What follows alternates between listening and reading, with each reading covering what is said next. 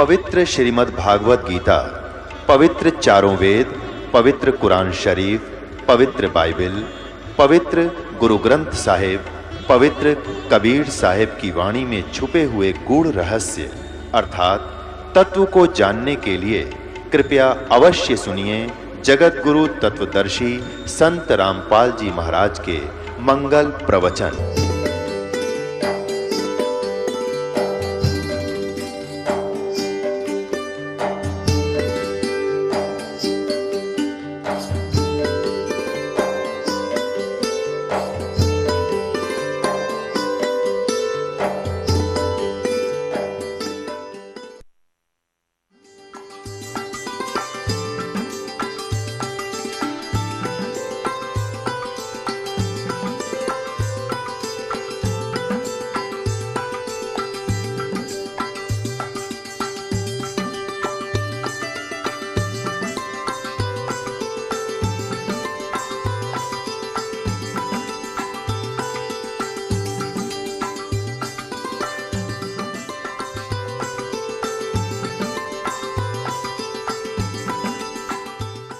परमात्मा आए थे कबीर जी, उनके साथ कितना अत्याचार किया था और किसी को उन्होंने एक शब्द भी अप नहीं बोला, किसी को श्राप नहीं दिया, क्योंकि उसको पता था मेरे बच्चे हैं, किसको मारूं और किसको श्राप दूं।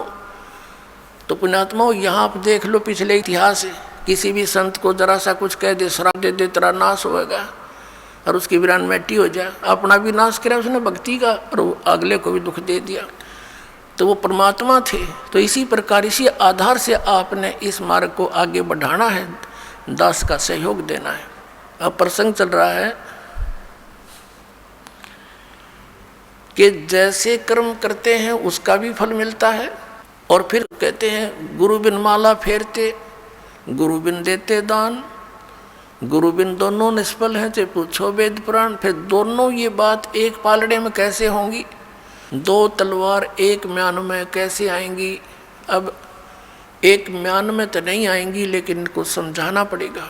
जैसे कोई किसी भी मंत्र का जाप करता है, या जैसे धार्मिक यज्ञ है, भंडारा होता है, ये धार्मिक यज्ञों में से आता है। वैसे ये सारा कुछ मिलाकर करने से ही ये राम नाम की गाड़ी बनेगी। जैसे हम भी यहाँ 5 यज्ञ करवाते हैं, एक यज्ञ है धर्म की, दूसरी यज्ञ ध्यान, तीसरी यज्ञ हवन की, चौथी यज्ञ प्रणाम और 5वीं यज्ञ ज्ञान की। एक यज्ञ धर्म की, यहाँ भंडारा चलता है भगवान का, बच्चे दान करते हैं, भगवान उनको अधिक से अधिक देता है, क्योंकि दान दिए धन मिले, दान चाहे तो धन कर, धन चाहे तो दान कर।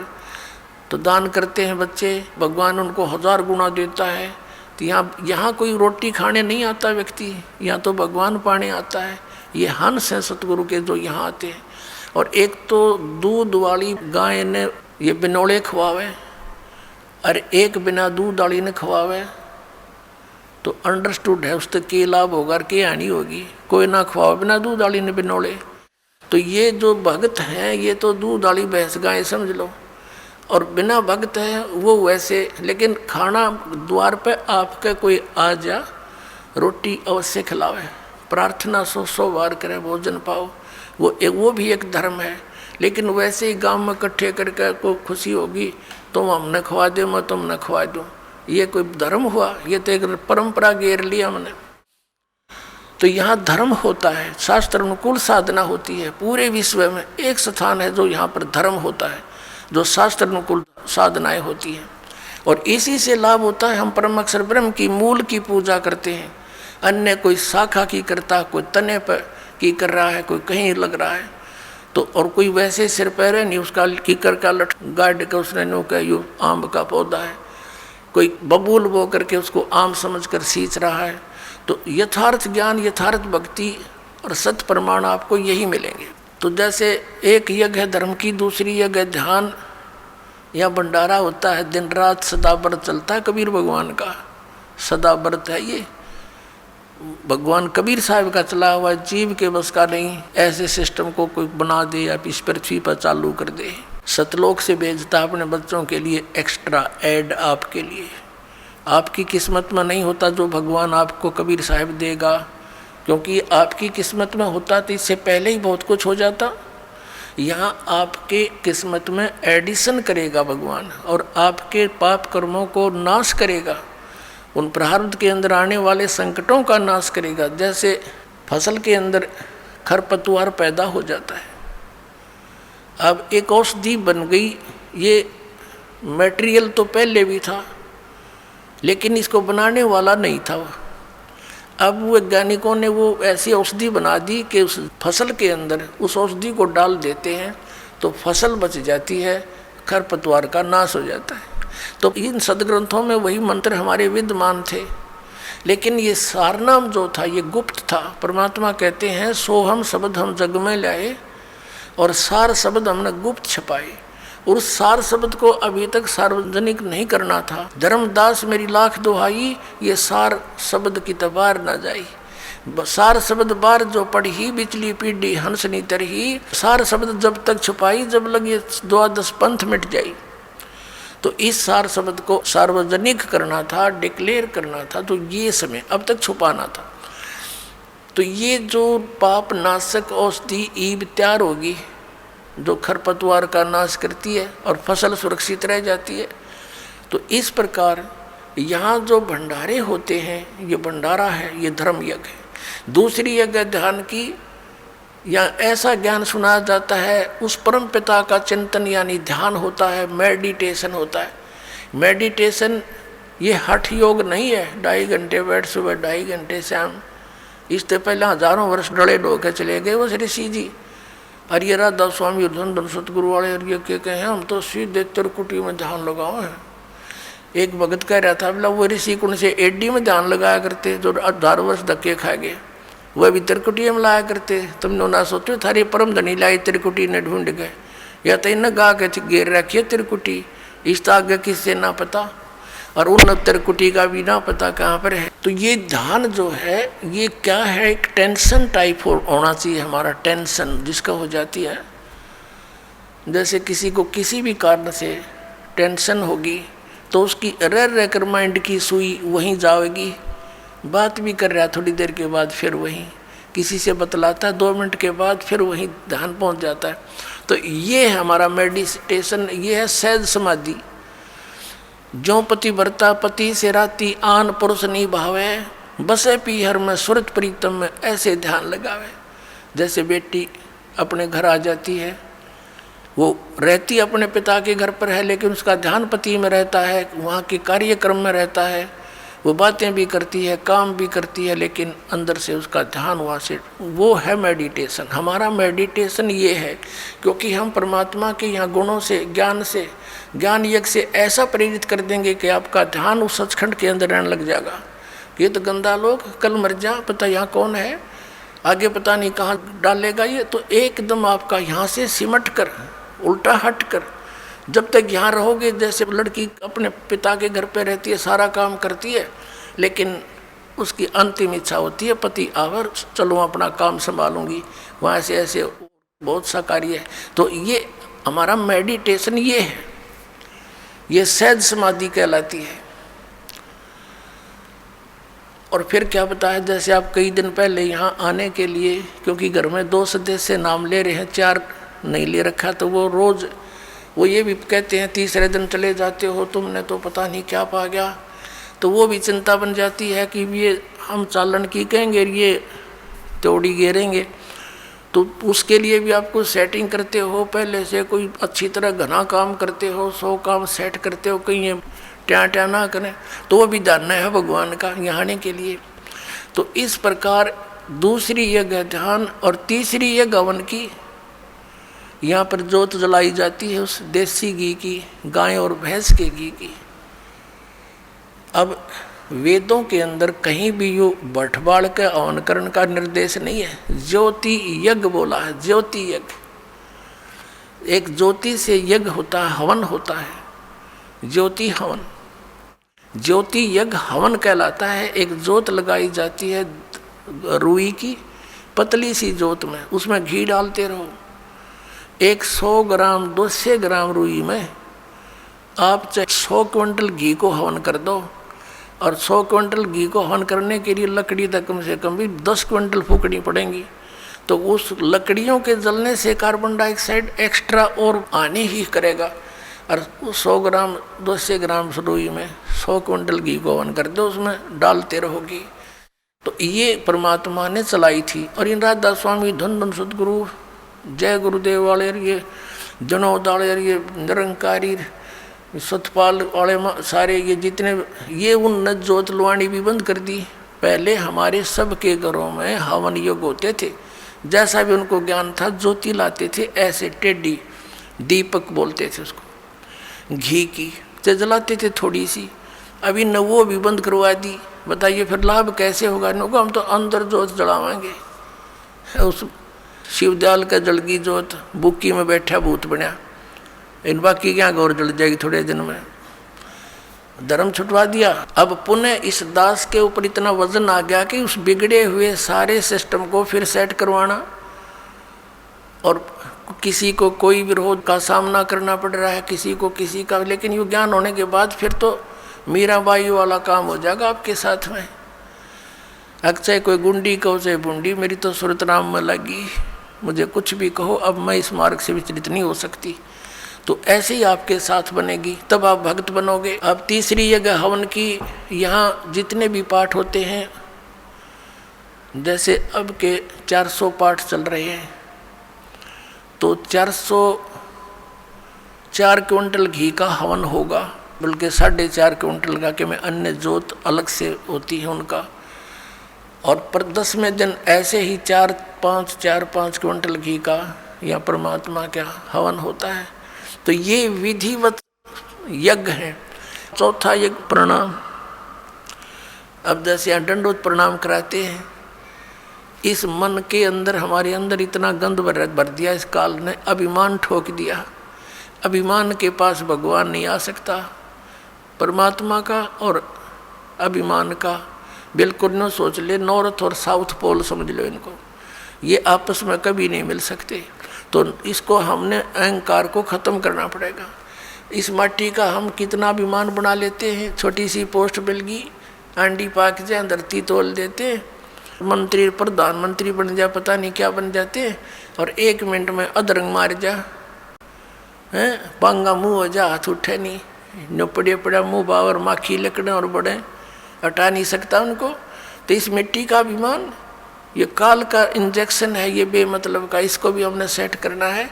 इस मिट्टी को मिट्टी जानकर, इस मिट्टी से भगवान पाने के लिए, इसे सोना उगाने के लिए वो क्रियाएं आपने सारी करनी पड़ेंगी जो दास बतावेगा। क्योंकि दास डॉक्टर है, आप रोगी हो जन्म मरण के रोग के, और दास की प्रत्येक आपने परहेज यानी वो भी रखना पड़ेगा, पथ्य भी, और फिर देखना कैसा रंग लगता है। और 5वीं यज्ञ है ये ज्ञान की। अब ये ज्ञान सुनाया जाता जो आज तक सुना ना देखा, ये सत्यनारायण कथा सुनाई जाती है, उस अविनाशी परमात्मा की कथा। पहले हम श्री विष्णु जी को नारायण मानकर कथा सुना करते थे, ये तो नासवान है, ये सत्यनारायण कहाँ से हो गया? सत्यनारायण माने सत्य साहेब यानी सच्चा भगवान, नारायण माने जल पर निवास करने वाला, आकर ठहरने वाला। जैसे प्रत्येक युग में परमात्मा शिशु रूप धारण करके वन के अंदर यानी बाहर जंगल में एक तालाब के ऊपर कमल के फूल पर विराजमान होता है, जल के ऊपर, जिस कारण से उस परमात्मा कबीर जी को नारायण कहा जाता है। तो ये सत्यनारायण कबीर जी है। तो यहाँ कहते हैं जगत का पेख ना पेखा, धनी का नाम ना लेखा।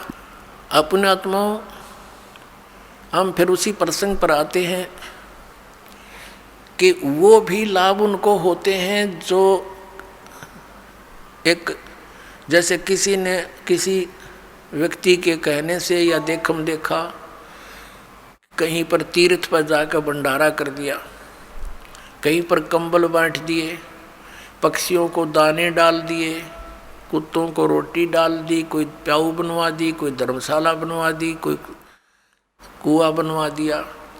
अब परमात्मा कहते हैं जैसे धर्मशाला है, कुएं हैं, कुत्तों को रोटी डालना, पक्षियों को रोटी डालना, ये बहुत अच्छी बात है। यह तो उपदेशी को भी चाहिए, अगर ऐसा वो कर सकता है तो कर सकता है। लेकिन मंदिर वगैरह में कहीं दान नहीं देना, मंदिर वगैरह नहीं हमने बनाने, क्योंकि हमने अपने मन मंदिर में पूजा करनी है उस परम पिता परमात्मा की, या अन्य किसी गुरुद्वारे में, मस्जिद में, चर्च के बनाने में हमें कोई सहयोग नहीं देना, क्योंकि हमने उन्हीं क्रियाओं पर अपना पैसा लगाना है जिससे हमें प्रभु मिले। और जो आदेश दास का हो, वो आदेश दास का क्या होगा, जो परमात्मा का विधान होगा उसी तरह करना है। और हमारे लिए कोई मंदिर, मस्जिद, गुरुद्वारे ये अनादरणीय नहीं है, लेकिन उनमें केवल वो महान आत्माओं की, महापुरुषों की मूर्तियां रखी हैं। उन मूर्तियों से, या वहाँ जैसे गुरु ग्रंथ साहिब रखा है, गुरु ग्रंथ साहिब में लिखे वर्णन के आधार से हमने क्रियाएं करने से मोक्ष होगा। केवल किसी गुरुद्वारे के अंदर और गुरु ग्रंथ साहिब को रखकर ही उसका आदर सत्कार करते रहने मात्र से नहीं। आदर सत्कार तो सबका करना। जैसे मूर्ति है, एक सेब की मूर्ति है, सेब की मूर्ति तो प्रेरणा करती है कि ये सेब है, इतना बढ़िया होता है, इसके खाने से क्या लाभ होता है। लेकिन वो पत्थर की मूर्ति सेब वाला काम नहीं करती। वह मूर्ति जरूर है उस पत्थर, उसकी वो अनादरणीय नहीं है, लेकिन वो मूर्ति सेब वाला काम नहीं कर सकती। जिन भगवानों की तुम मूर्ति बनाए रखे बैठे हो, वो मूर्ति वो काम नहीं कर सकती जो भगवान करेंगे। और उन भगवानों से लाभ लेने के लिए उनकी प्राप्ति के मंत्र भी इस दास के पास है, जो सबसे पहले वही दिए जाते हैं जिससे वो आपको कुछ लाभ दे सकेंगे। तो इस कारण से उन मंदिर, मस्जिद, गुरुद्वारों में परमात्मा की खोज में नहीं जाना, ये मनाही है। अब क्या आ गया, प्रश्न आता है कि जैसे ये भी धर्म करते हैं, गुरु बना नहीं रखे, और बना रखे हैं तो नकली बना रखे हैं, उनसे कोई लाभ नहीं होगा। और फिर उनसे भी लाभ होता है, कैसे? और फिर ये भी कहते हैं कि जैसे कर्म करोगे फल तो मिलेगा ही मिलेगा, अवश्य मिलेगा। जैसे आप देखते हो, एक कुत्ता बैठा है गाड़ी में, एक कुत्ता गाड़ी में बैठा है, मनुष्य उसका ड्राइवर है, और वो बैठा पिछली सीट पे, और खिड़की में गन्नू मुंह काट के देख रहा है नो सैर सपट्टे से खूब। अब उस कुत्ते के रहने का एक अलग से रूम, उस रूम में एसी लगे होते हैं आजकल, और महीने में एक बार 2 बार जो है ना वेटरनरी सर्जन उसकी जांच करने आता है, डॉक्टर, और सुंदर शोधित उसको जल और शोधित उसको आहार मिलता है, और उसका रहता कोठी में, और ड्राइवर उसका मनुष्य है आज के दिन। तो उस पुण्यात्मा ने कभी मनमुखी ये दान धर्म किए थे, उन दान धर्मों का फल उसको कुत्ते की योनि में मिल गया। यदि वो मर्यादावत करता, परम संत की शरण लेकर करता, और किसी कारण से मोक्ष प्राप्ति ना होती, यहाँ भी रह जाता, तो उसको वो सुख मिलते जो उसने कुत्ते की योनि में मिले, उसको मनुष्य जीवन में मिलते वो सुख सारे मिलते किए हुए। और फिर मनुष्य योनि में कभी ना कभी कोई संत भी मिल जाता। अब उसने जैसे जिसने मनमुखी दान किए, धर्म किए, कुत्ते की योनि प्राप्त कर ली। एक मनुष्य को सुविधा नहीं आज के दिन, ऐसे उन कुत्तों को सुविधाएं हैं, तो उसने सारा पुण्य अपना कुत्ते की योनि में खत्म किया, फिर बन गया सुअर। अब कौन उसने गद्दा में बिठा होगा, अब कहाँ से लाएगा वो सुविधाएं? तो इस प्रकार ये जो किया हुआ कर्म तो मिलेगा ही मिलेगा, लेकिन जो गुरु के बिना दान करते हैं वो इसलिए यूजलेस है, उसने तो जीवन नाश कर लिया। गुरु बिन माला फेरते, गुरु बिन देते दान, गुरु बिन दोनों निष्फल हैं, चाहे पूछो वेद पुराण। और जो भक्ति बिल्कुल नहीं करते, राजपाट में अंधे हुए फिरते हैं, उनके लिए परमात्मा बताते हैं, अगम निगम को खोज ले, बुद्धि विवेक विचारी, उदय अस्त का राज मिले, तो बिन नाम बेगारे। पुण्यात्माओं, आप इस मार्ग से परिचित हो जाओ शीघ्र से शीघ्र, नहीं तो आपका अनमोल जीवन नाश हो रहा है काल की भूल भुलैया में। परमात्मा कहते हैं, झूठे सुख को सुख कहे यू मान रहा मनमोद, यो सकल जमीना काल का कुछ मुख में कुछ कोद। एक व्यक्ति का पोता होया, पुत्र प्राप्ति हुई, उसकी खुशी मनाई, 10-12 गाँवों को खूब भोजन कराया और शराब शरूब पिलाई, ठाठ की खुशी मनाई हैं। और अगले वर्ष जन्मदिन मनाने से पहले ही मर गया वो पोत्र। अब टक्कर मार रहे हैं, अब मना लो खुशी, जमा लो 12 गाँव में। और परमात्मा कहते हैं झूठे सुख को सुख कहे यू मान रहा मनमोद, ये सकल चबीना काल का कुछ मुख में कुछ कोद। इस काल भगवान को सरपुरुष को श्राप लगा हुआ है 1 लाख मानव शरीरधारी प्राणियों का नित आहार करने का। ये जिस कारण से अपने तीनों पुत्रों रजगुण ब्रह्मा सतगुण विष्णु तम गुण शिव जी से ये सती थी, ये अपनी फसल ये बवा रखी है, इसने संभाल रखी है, सारी व्यवस्था इनके हवाले कर रखी है, इन्हीं से करवा रहा है। ब्रह्मा जी के रजोगुण से हम यहाँ पर संतान उत्पत्ति करते हैं। जैसे मिर्च का छौंक लगा जीव के बस का नहीं, वो छींक ना आवे, तो ऐसा प्रेशर है यहाँ सभी प्राणियों पर संतान उत्पत्ति करने का, फिर यहाँ के राजपाट और सब ठाठ करने का, व्यवस्था करने का, उस गुण के कारण दबाव है। फिर सती थी मोह ममता, ये विष्णु जी के अंदर से निकल रहे सतोगुण के प्रभाव से। फिर ये संहार करने वाला तो ये शंकर भगवान है ही। तमोगुण के कारण हम आपस में लठ बजा दें, एक दूसरे ने मार डालने, कत्लेआम कर देते हैं, राजा लोग एक दूसरे पर लड़ाई कर नाश कर डालते हैं। तो ये सारा बूचड़ खाना इस काल ने बनवा रखा है यहाँ पे अपने स्वार्थ के लिए। 1 लाख नित खाता है, 1.25 लाख जीव उत्पन्न करता है मनुष्य डेली, इसका ये रूटीन है, इसका ऐसा नियम है। तो इससे हम बच सकते हैं कबीर परमेश्वर की शरण में आने के बाद। फिर इसकी फर्द से हम बाहर हो जाते हैं, इसकी रेंज से बाहर हो जाते हैं। फिर ये उन भक्तों के निकट नहीं आ सकता जो कबीर परमेश्वर की शरण में इस दास के माध्यम से आ जाते हैं और मर्यादा में रहते हैं। कहते हैं जब लग हंसा हमारी आना, काल लगे नहीं तेरा बाणा। जब लग हंस मेरी मर्यादा में रहेगा काल, तेरा कोई अटैक मेरे बच्चों पर नहीं हो सकता। मर्यादा तोड़ देते हैं हम, जिस कारण से दुख पाते हैं। कबीर परमेश्वर कहते हैं अनंत कोट बाजी जहाँ हम रचे सकल ब्रह्मांड, और कह कबीर मैं क्या करूँ यो काल करे जीव खंडे। परमात्मा कबीर जी कहते हैं कि मैंने अनंत करोड़ ब्रह्मांडों की रचना कर रखी है, ऐसे समर्थ हैं हम, और मैं क्या करूं, ये काल मेरे बच्चों को मुझसे खंड कर लेता है, इनका नाम तुड़वा देता है, फिर इन पर अटैक कर देता है, जिस कारण से ये मार खा जाते हैं। परमात्मा कहते हैं जैसे माता गर्भ को राखे यतन बना, और ठेस लगे तो छन्न हुए तेरी ऐसे भक्ति जा। इस नाम को लेने के बाद ये समझ लेना आपकी आत्मा में भक्ति स्टार्ट होगी, अब बीज पड़ गया। जैसे माता गर्भ को, जैसे किसी बहन को गर्भ रहा हो तो फिर वो रात्रि में या दिन में कितनी सचेत रहती है। रात को करवट लेते समय भी ये सोचती है भगवान कहीं मेरे बच्चे कर दाब ना पड़ जा, दबाव ना आ जा। तो सुबह भी चलती फिरती है, काम करती है, कहीं ऊंचे नीचे पर पैर ना रखा जा, मेरा बच्चा खराब हो जा। तो कहते हैं जैसे माता गर्भ को रख यतन बना और ठेस लगे, झटका लग जावे तो अक्षीण हो जावे, ऐसे भक्ति जा। तो मर्यादा के अंदर रहना आपका अति अनिवार्य है।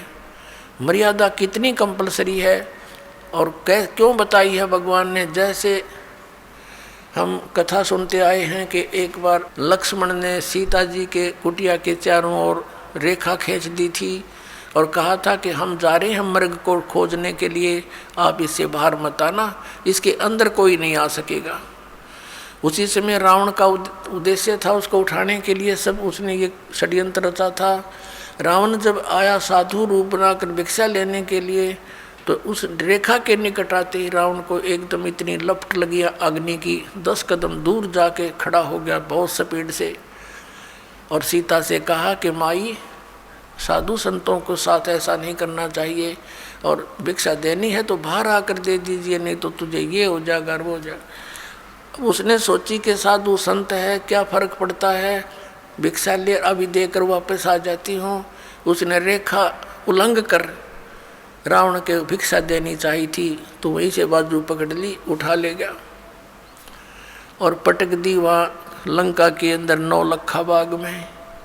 अब उसको तो जरा सी लगी क्या फर्क पड़ा है, वो बोली पूछते तो नो कह के इस बार मत जाइए, ना तेरी बिरान माटी हो जाएगी, गिल्ला मारी करावेगी। और वो ये कर दिया, वही काम करके धर दिया। करोड़ों आदमी मारे गए उस सीता को छुटवाने के लिए। जरा सी बात और उसके अंदर पड़ी रहती तो उसको क्या बिजली गिरती, धक्के खा के चला जाता रावण। तो पुण्यात्माओं, रावण समझो काल है, और मर्यादा ये लक्ष्मण रेखा समझ लो, जो नियम बताए गए आपको, फिर ये निकट नहीं आ सकता। काल डरे करतार से, जय जय जय जगदीश, ये जोरा जोड़ी झाड़ता, पग रज डारे शीशे। परमात्मा कहते हैं कि काल जो पीसे पीसना, जोरा है पनिहार, ये दो असल मजदूर हैं मेरे सतगुरु के दरबार। कि जब तक आप परमात्मा की मर्यादा में रहोगे, या मौत निकट नहीं आ सकती आपके, ना आपके बच्चों के जो मर्यादा में भक्ति कर रहे हैं। और कहते हैं यू काल डरे करतार से। करतार कौन? कबीर सिरजनहार है, अनंत कोट ब्रह्मांड का एक रति नहीं भार। और सतगुरु पुरुष कबीर हैं, ये कुल के सिरजनहार। यू काल डरे करतार ते, और जय जय जय जगदीश। और ये जोरा, ये मौत कहते हैं जोड़ी झाड़ता, परमात्मा के जूते झाड़ता है, झाड़ती है मृत्यु, और उस धूल को अपने माथे से लगाती है और कहती है आपकी आज्ञा बिना मैं किसी को कुछ नहीं कर सकती। और परमात्मा कहते हैं काल जो पीसे पीसना, ये इसका नौकर समझो परमात्मा का, यहाँ का 21 ब्रह्मांड का स्वामी ब्रह्म। और जोरा है पनिहार, या मौत इसका पानी भरती है परमात्मा कबीर जी का। तो ऐसे समर्थ शक्ति की आपको शरण प्राप्त हुई है, लेकिन अपनी नालायकी और गलती से हम भगवान को त्याग कर काल के पाले में पहुंच जाते हैं, काल के अखाड़े में। तो वहाँ तो बकला उतरेगा, फिर वहाँ क्या मिलना था। अब प्रसंग तो चल रहा है कि जब तक हम परमात्मा की शरण में रहेंगे, इस काल का अटैक आप पर नहीं हो सकता। अब प्रसंग था कि अगम निगम को खोज ले बुद्धि विवेक विचार, उदय अस्त का राज मिले तो बिन नाम बिगार। अब बिगार क्या होगी पुण्यात्माओं? जैसे हम पहले छोटे से थे, हमारे गांव से और दूसरे गांव तक शहर जाने के लिए एक 3 व्हीलर चला करते, ये पेट्रोल के चले थे बड़े वाले। तो वो एक दिन 3 व्हीलर आया नहीं, उनमें से 2-3 चलते थे। तो आपस में बातें कर रहे थे, कल क्या हो गया, तू आया क्यों नहीं? उसने कहा कल मैं बिगार में फंस गया था। बिगार क्या होती थी? पहले ये पुलिस वाले, इनके थानों में कोई व्हीकल तो होते नहीं कहते, इनके पास ये जीप जाप, ये किसी भी व्हीकल वाले को पकड़ ले जाते थे और सारा दिन इधर उधर कहीं रेड लगाते थे। वो सारा खर्चा उस व्हीकल वाले को वहन करना पड़ता था, उस तेल का भी, और मिलना कुछ था ही नहीं, फ्री ऑफ कॉस्ट ले जाते थे। तो क्या होता है कि वो बता रहा था कि आज 200 रुपये का तो पेट्रोल लग गया, एक आने की कमाई हुई नहीं, और सारा दिन पंजा टिक्या नहीं, वहाँ चलो वहाँ चलो। सुबह पकड़ा था, रात के 12 बजे छोड़ा हूँ। तो वो ऐसी दौड़ धूप, वहाँ चलो, यानी उस पहले वाले दिन से भी ज़्यादा तो सफ़र कर दी, खर्चा दोहरे तो हो गया, इनकम हुई नहीं। तो उसको बेगार बोलते हैं कि मेहनत दिखे गणी और पल्ला कुछ आवनी, इनकम ना हो। तो ऐसे इसको बेगार कहा करते हैं। तो परमात्मा ने कहा कि अगम निगम को खोज ले, भविष्य के अंदर तो थोड़ा सा ध्यान कर, और बुद्धि विवेक विचार, उदय अस्त का राज मिले तो बिन नाम बिगार। जहाँ से सूर्य उदय होता है और जहाँ अस्त होता है, यानी पूरी पृथ्वी का तुझे राज मिल जावे। यदि यह भक्ति ठीक सत भक्ति नहीं है तो तू बेगार कर रहा है। यानी क्या होता है, राजा को एक पल का चैन नहीं होता, गुटी ला के टाइम पास कराई सारा दिन में भी पिए पड़ा रहना पड़ता है इसको, और रात को तो पीनी पड़े, क्योंकि 36 पंगे जान, वहाँ ऐसे हो गया, उसने ऐसे कर दिया, वो फलाना हो रहा है, कहीं क्रांति ना आ जाए, MLA ना टूट जाए, मंत्री ना भाग जाए, रात ने भी नींद नहीं आती इनको। तो कहते हैं इस राजा को इतनी मेहनत दिन रात होती है, और पिछले पुनों से ये राजा बनता है, आगे भक्ति कर नहीं रहा, वो पिछले पुनों का नाश कर रहा है, और सारा दिन इधर तो उधर कोई छोटा मोटा को विरोध करे उसको गोली से मरवा दे, तो नरे पाप इकट्ठे कर कहते ये उदय अस्त का राज मिले तो बिन नाम बेगार, तो वो बेगार है पुण्यात्माओं। तो परमात्मा हमें याद दिलाते हैं, राम नाम रटते रहो, राम नाम रटते रहो, जब तक घट में प्राण, कभू तो दीन दयाल के बनक पड़ेगी कान। बोलो सतगुरुदेव। परम पिता परमात्मा पूर्ण ब्रह्म सारी सृष्टि के रचनहार कुल मालिक कबीर देव जी, अल्लाहू अकबर, कबीर साहब, परम अक्षर ब्रह्म, ये हमारे जनक हैं। हम सभी आत्माओं की उत्पत्ति करता है। यही सभी ब्रह्मांडों के सृजनहार हैं, कुल के मालिक हैं। और वो परमात्मा प्रत्येक युग में अपने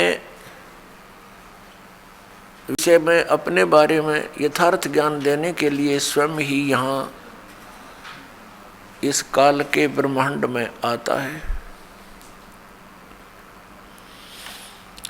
उस परमेश्वर से पहले इस लोक के स्वामी, यहाँ के मालिक ब्रह्म के द्वारा सभी प्राणियों को, सभी मानव समाज को यथार्थ आध्यात्मिक ज्ञान से बहुत परे कर रखा होता है। शास्त्रों का नाम लेकर के इस ब्रह्म के दूतों ने, संदेश वाहकों ने सदग्रंथों के विपरीत ज्ञान समाज के अंदर भर रखा होता है। वो परमात्मा अपनी जानकारी स्वयं ही देने के लिए यहाँ आते हैं, प्रत्येक युग में आते हैं। वो अपने निज धाम से, उस तीसरे मुक्ति धाम से चलकर आते हैं, सतलोक से चलकर आते हैं। सहशरीर आते हैं, सहशरीर जाते हैं। ये लीला वो परम अक्षर ब्रह्म करते हैं और यहाँ आकर के अपनी अच्छी आत्माओं को मिलते हैं, उनको अपने विषय में जानकारी देते हैं, तत्व ज्ञान का उपदेश करते हैं और फिर उन पुण्यात्माओं को अपना साक्षात्कार कराते हैं। क्योंकि हम यहाँ यदि भगवान को देखते हैं मानव रूप में, तो हम नहीं मान पाते हैं, क्योंकि हमने अज्ञान घना सुन रखा होता है। उस परमात्मा ने क्या तरीका अपनाया अपनी जानकारी देने के लिए? वो यहाँ पर आते हैं, दृढ़ भक्त अच्छी आत्माओं को जो समर्पित है मालिक के ऊपर, उनसे मिलते हैं, उनको फिर सतलोक दिखाते हैं, अपना सचखंड दिखाते हैं।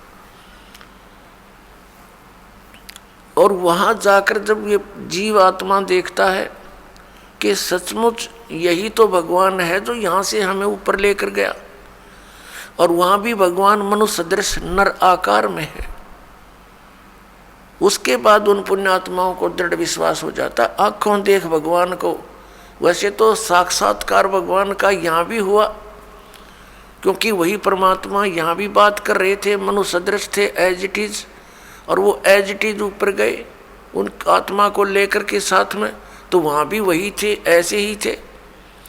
तो वहाँ देखने के बाद फिर उनको विश्वास होता है कि ये यही है भगवान जो हमें पृथ्वी लोक पर भी मिले थे।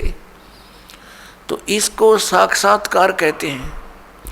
साक्षात्कार तो वो भी था जो स्वयं आकर परमात्मा मिले, बातें की, समझाने की चेष्टा की, लेकिन उससे हमें विश्वास नहीं हुआ, इसलिए ऊपर देखा जो भगवान को, उसी परमात्मा को, अनंत कोट ब्रह्मांड के कंट्रोलर के सिंहासन पर। तो उन पुण्यात्माओं को विश्वास हुआ कि ये है वो भगवान। अपनी इस लीला को करते हुए परमात्मा प्रत्येक युग में आते हैं, लेकिन इन काल से भ्रमित ये भोली आत्मा गुरुपद पर प्राप्त होकर विराजमान होकर के गुरुपद पर ये अभिमान के मारे उस यथार्थ ज्ञान को जानकर भी स्वीकार नहीं करते, क्योंकि परमात्मा ने बताया काल ने ऐसा जकड़ दिया प्राणी को, इसके अंदर इतना अभिमान भर दिया कि राज तजना सहज है और सहज त्रिया का ने मान बढ़ाई ईर्षा दुर्लभ तजना ये। अरे इनके तजे बिना भगवान नहीं मिल सकता। वे परमात्मा चारों युगों में आते हैं, अच्छी आत्माओं को मिलते हैं, उनको अपने से परिचित कराते हैं, फिर वो पुण्यात्मा परमात्मा की महिमा आगे जनसाधारण को सुनाते हैं।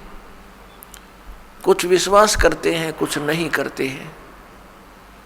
जो विश्वास करते हैं उनका मोक्ष हो जाता है, जो विश्वास नहीं करते हैं वो काल के जाल में फंसे रह जाते हैं। इसी लीलावश परमात्मा सतयुग में आए, सत सुकृत नाम धराया, त्रेता में आए ऋषि मुनिंदर कहाया, और द्वापर के अंदर करुणा में नाम से प्रसिद्ध हुए प्रभु, और कलयुग नाम कबीर कहाया। काशी के अंदर भारतवर्ष की पावन भूमि में वो परमात्मा सन 1398 में सतलोक से आकर प्रकट हुए। काशी शहर से बाहर बने एक सरोवर जिसको लहर तारा तालाब नाम से जाना जाता है, उसमें विकसित कमल के फूल पर आकर के विराजमान हुए, एक शिशु रूप धारण करके, और वहां से एक नीरू नीमा नाम के जुलाहा दंपति उनको उठा ले गए।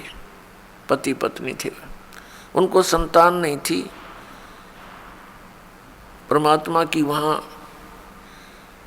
लीला में प्रवेश में उन्होंने बहुत योगदान दिया।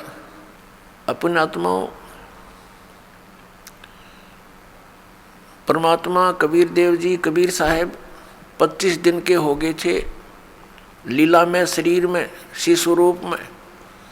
उन्होंने कुछ भी आहार नहीं किया।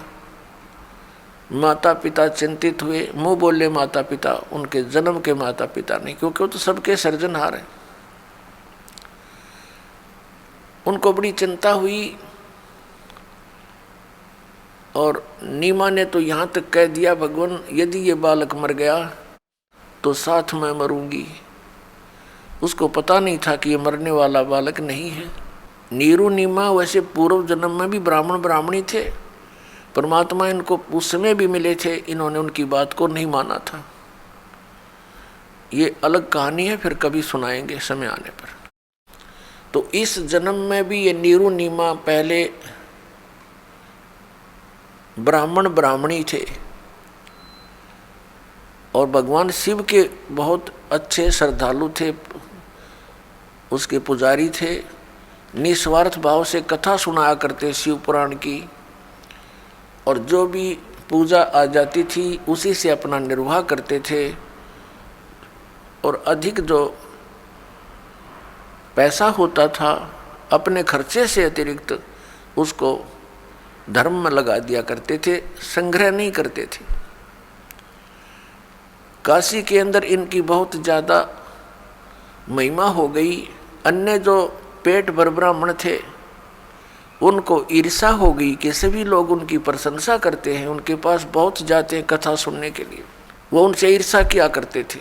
इस बात का ज्ञान मुसलमानों को हो गया, काजी और मुल्लाओं को। तो उन्होंने देखा कि ये इनका गौरी शंकर नाम था नीरू का, और सरस्वती नाम था नीमा का। मुसलमानों ने देखा कि ये बहुत ज़्यादा हिंदू धर्म का प्रचार कर रहा है, लोगों में इसकी बहुत आस्था है, बहुत ज़्यादा प्रचार करता है। और उन्होंने ये भी देखा कि हिंदू धर्म के गुरु लोग इसके विपरीत हैं, उनकी तरफ से भी उनको संकेत मिल गया था कि इसका कर दो काम। इस आधार से उन्होंने गौरी शंकर और सरस्वती को मुसलमान बना दिया, उनके घर में अपना जल छिड़क दिया, उनके मुंह में अपना जूठा जल डाल दिया, जबरदस्ती बलपूर्वक मुसलमान बना दिया।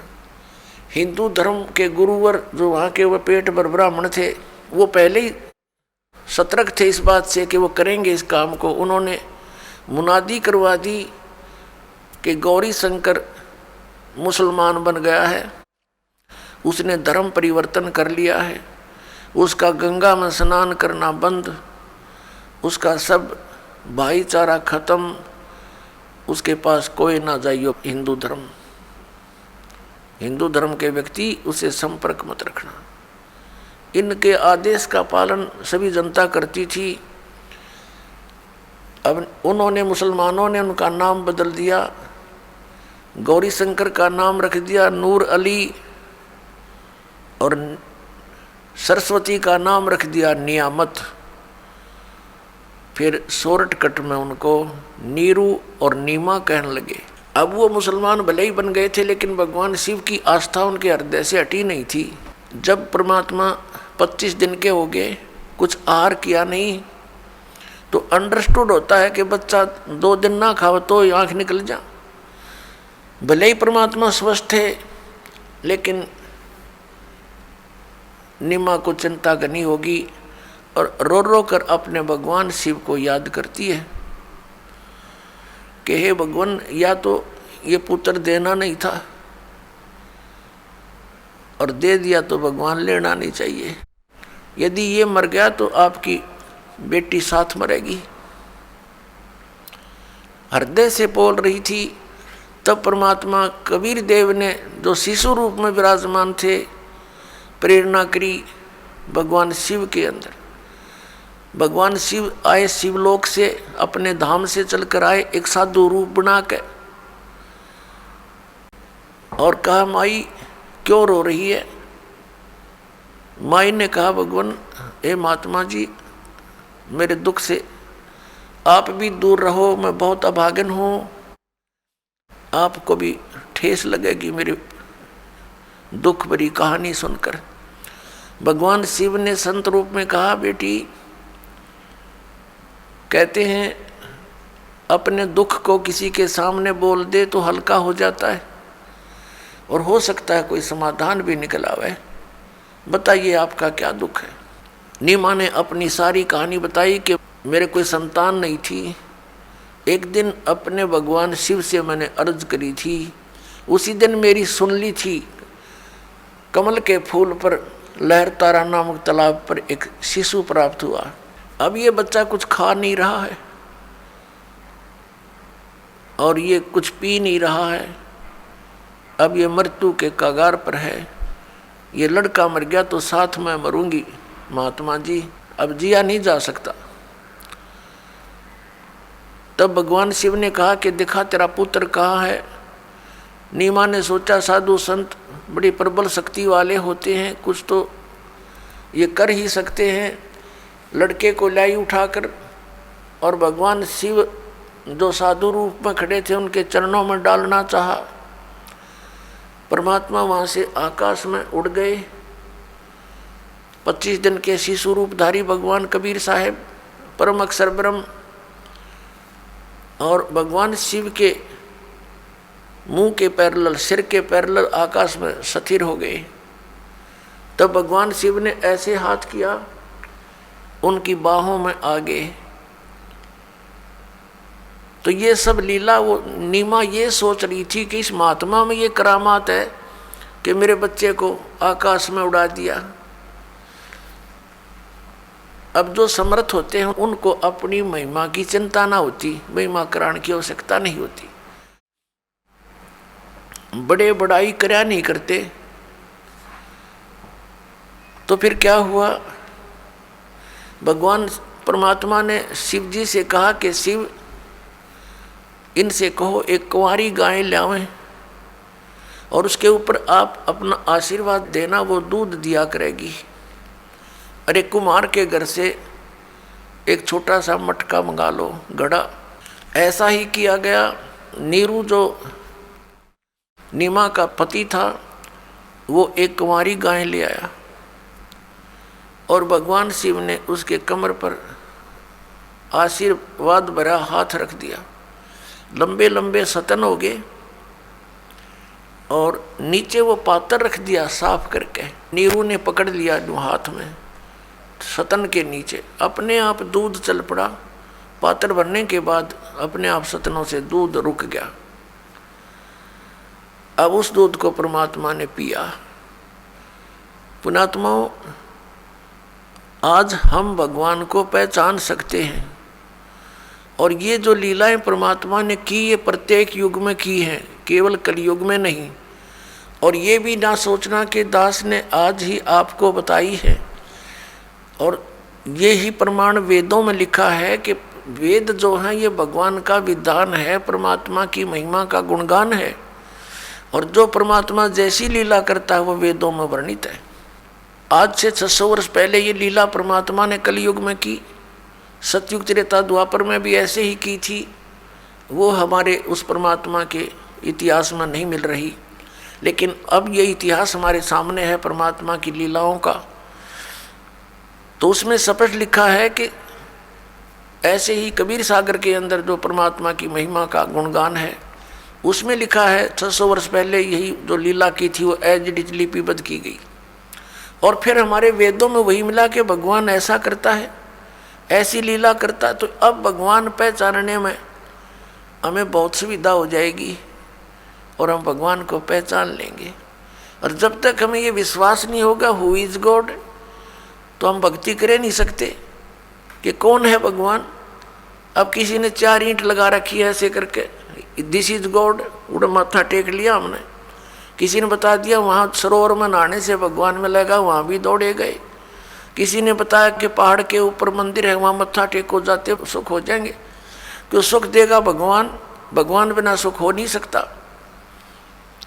तो हम सभी जगह घूमते रहे। किसी ने बताया हनुमान इज गॉड, हमने हनुमान की पूजा शुरू कर दी, क्योंकि जो सुख देता है हम सुख के लिए भगवान की खोज कर रहे हैं।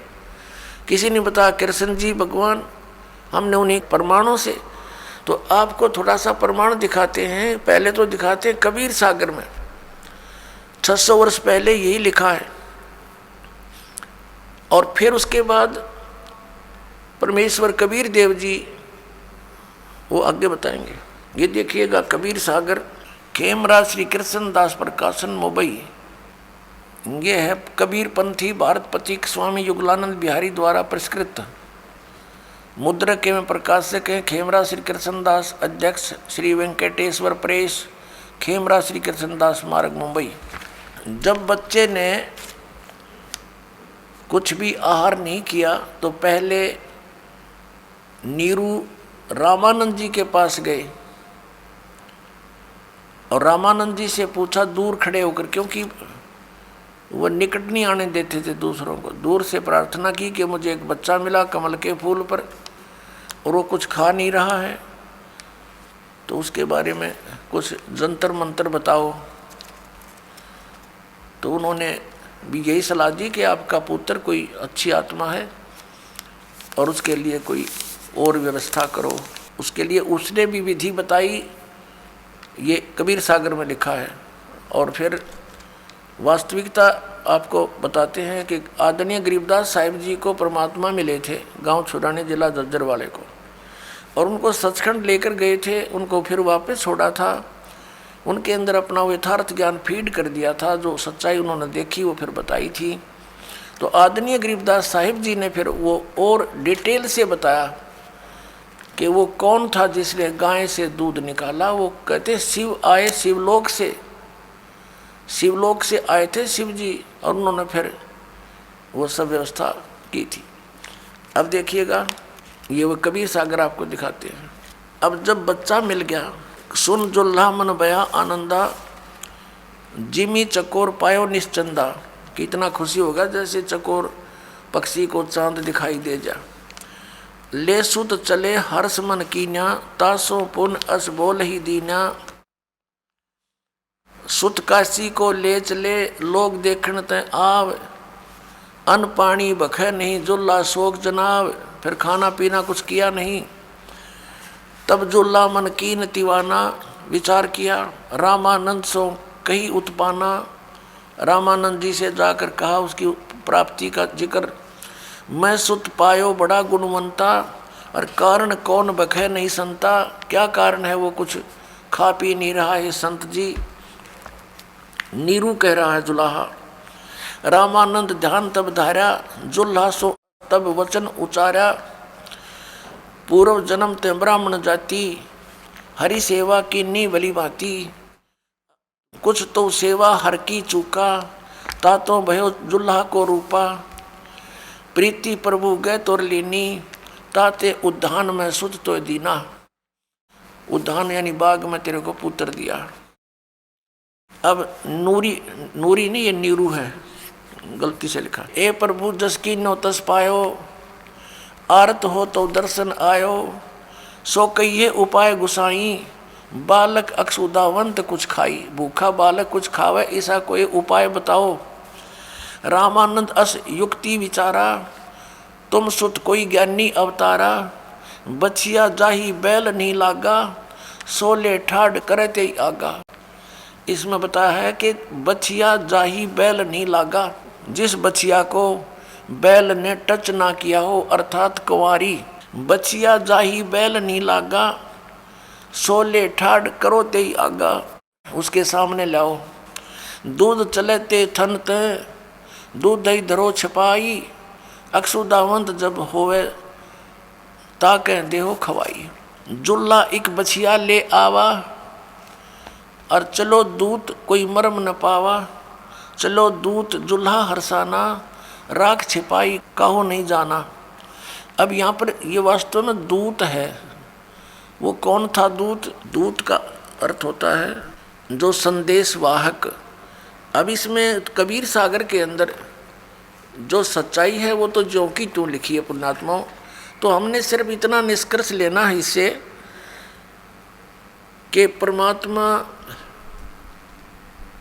600 वर्ष पहले आए थे, वो लीला वही की थी जो वो किया करते हैं।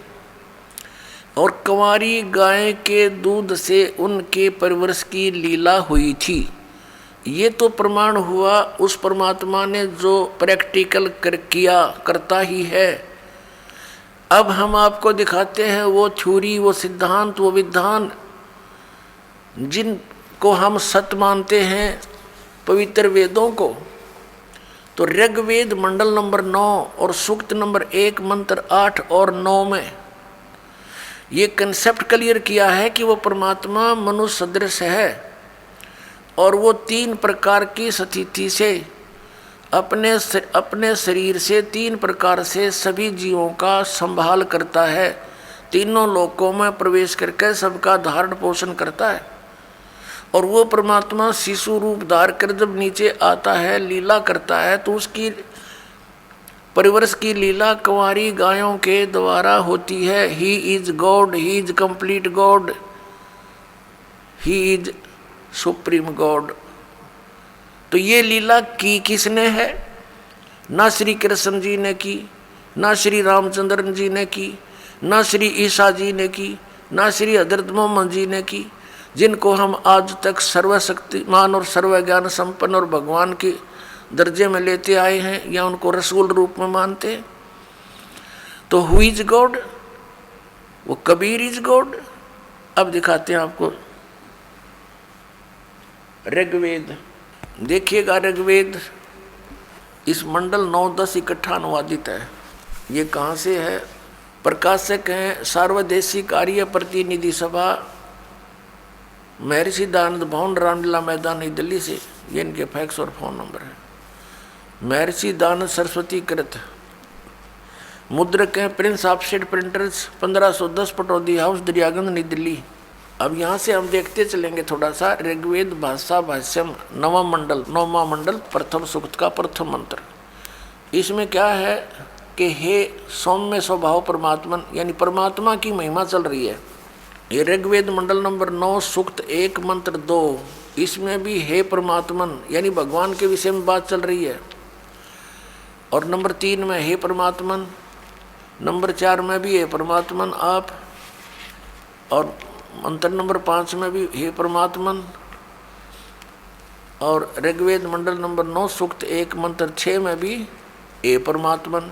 अब कारण क्या था कि जितने भी अभी तक संत ऋषि मैं ऋषि हुए हैं वो अज्ञानी थे, तत्व ज्ञान से अपरिचित थे, वो परमात्मा को निराकार मानते थे, और इसी आधार से सभी ने परमात्मा की स्थिति को जाना था। और इसी आधार से ये महर्षि दयानंद और इसके जितने भी अनुयायी आचार्य हुए हैं, उन्होंने उसी आधार से भगवान को मानकर वेदों का अनुवाद किया। तो अब इनके आगे याद आ गई कि परमात्मा की महिमा चल रही है और हम परमात्मा परमात्मा लिखते आ रहे हैं। आगे चल के क्या देखा कि परमात्मा सशरीर है और मनुष्य दृश्य है, तो उनका भगदड़ मच गई। उन्होंने परमात्मा लिखना बंद कर दिया, पुरुष लिखना शुरू कर दिया। पुरुष माने भी प्रभु होता है संस्कृत में और हिंदी में, क्योंकि पुरुष जो है परमात्मा है, मनुष्य दृश्य है, और उसने पुरुष को अपने जैसा रचा है मनुष्य को, इसलिए इनको भी पुरुष कहने लगे। तो यहाँ इन्होंने थोड़ी सी अपनी जो चतुरता दिखाई है कि कोई समझ ना ले कि भगवान साकार है। देखो ऋग्वेद मंडल नंबर 9 और सूक्त 1 और मंत्र नंबर 6 तक तो इन्होंने ठीक लिख दिया, हे परमात्मन, परमात्मा ही महिमा है। और 7 में गड़बड़ शुरू कर दी। उस पुरुष को जो ऊपर चलता रहा भगवान, उसको पुरुष लिख दिया, यहाँ लिखना था उस परमात्मा को। आगे देखो 8 में भी यही कर दिया, उस पुरुष को, उस परमात्मा को उग्र गतियाँ प्रेरणा करती हैं, और भासमान शरीर को, तेजोमय शरीर को, सुंदर शरीर को वह पुरुष वो परमात्मा प्राप्त होता है। अपने आत्माओं ये स्पष्ट हो गया कि परमात्मा साकार है, सशरीर है।